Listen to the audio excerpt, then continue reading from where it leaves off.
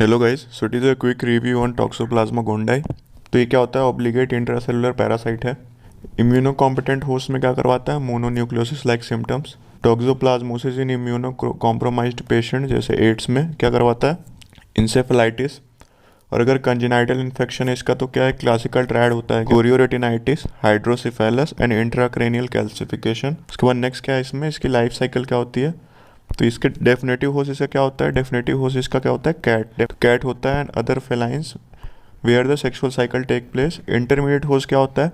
Are the man and other mammals जैसे goat, sheep, pig, cattle and certain birds where the asexual cycle takes place. ठीक है, इसकी life cycle देख लेते हैं। पहले इसके मॉर्फोलॉजिकल फॉर्म्स देख लेते हैं क्या होते हैं।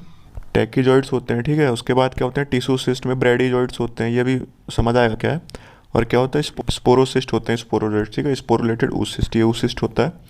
तो ये इसके क्या मॉर्फोलॉजिकल फॉर्म्स हैं। तो अब इसकी लाइफ साइकिल देख लेते हैं क्या होता है। मैन और rodent other mammals acquire infection by injection of food and water containing sporulated oocyst, ठीक है। स्पोरुलेटेड oocyst है वो क्या होगा? एग्जिस्टेशन इन इंटेस्टाइन, ठीक है। एग्जिस्टेशन में क्या होगा? जो अंदर स्पोरोजोइड्स हैं वो बाहर आ जाएंगे। स्पोरोजोइड्स और ब्रेडीजोइड्स रिलीज। अब ब्रेडीजोइड्स कहाँ से है? इसका और इन्फेक्टिव फॉर्म क्या होता है? Tissue cyst. ये भी आगे सब समझ आएगा। टिश्यू सिस्ट भी होता है इसका इन्फेक्टिव फॉर्म। तो अगर इसका इन्फेक्शन हुआ तो क्या आएंगे? ब्रेडीजोइड्स बाहर आएंगे।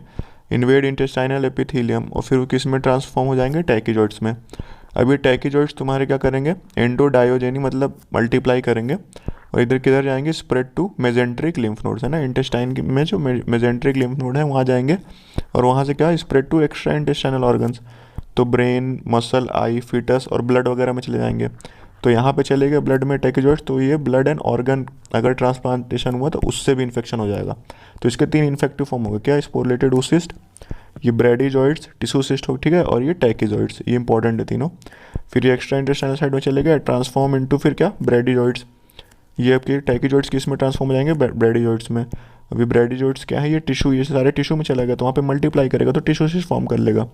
अब जो हमारी कैट है, ठीक है, कैट हमारी क्या है? डेफिनेटिव होस्ट है। तो cat acquire infection by injection of rodent meat containing tissue cyst, ठीक है। ये तो मैन में हो सकता है, इंटरमीडिएट होस्ट मैन है, उसके अलावा ये भी तो है। ये सब तो मान लो कैट इनका मीट खा लिया, ठीक है। तो क्या? ब्रेडीजोइड्स रिलीज इन द इंटेस्टाइन, ये जो टिश्यू सिस्ट है ये कैट के लिए इन्फेक्टिव हो जाएंगे।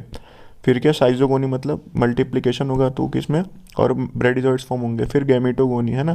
तो गैमेटोगोनी मतलब ये सेक्सुअल साइकिल है, तो मेल एंड फीमेल गैमेटोसाइट बनेंगे। फिर उनका मेल एंड फीमेल गैमेट में फर्टिलाइजेशन होगा, जाइगोट बना, स्पोरुलेटेड oocyst इन कैट फीसेस, फिर स्पोरुलेटेड oocyst।